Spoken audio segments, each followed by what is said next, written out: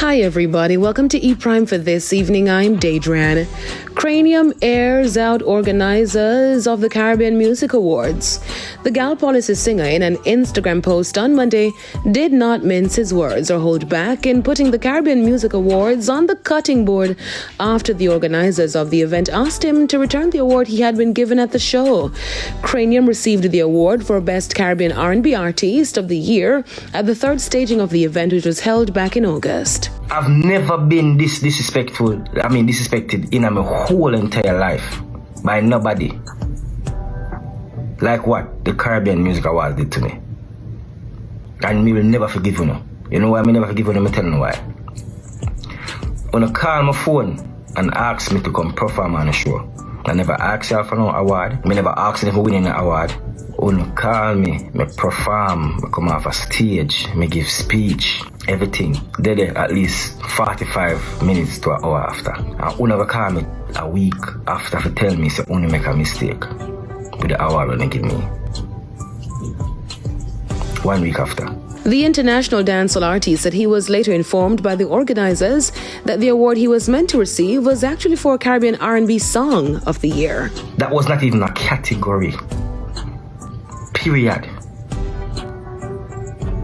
I remember every single category when you say me nominated for, so all of a sudden you're gonna tell me that. One, you disrespect me. Two, you take me for idiot. According to the official winners list, Dexter Daps was awarded Caribbean R&B Artist of the Year. Davina Bennett is grateful for the outpouring of support after New York accident.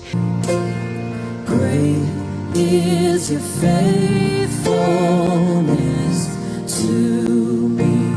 In a post on her Instagram story following the accident, Bennett thanked Jamaicans and fans worldwide, saying the experience reminded her of the love and support she has received. Her post follows news that over the weekend, the former Miss Jamaica Universe was involved in a life-threatening accident. Davina revealed that as she was returning home following a runway show at New York Fashion Week, she was hit by a car, adding that doctors later told her, considering what I've heard, it's extraordinary that you don't have any broken bones or fractures, just bruises and pain. The incident occurred at the end of her first fashion week, but she says she's simply grateful to be alive.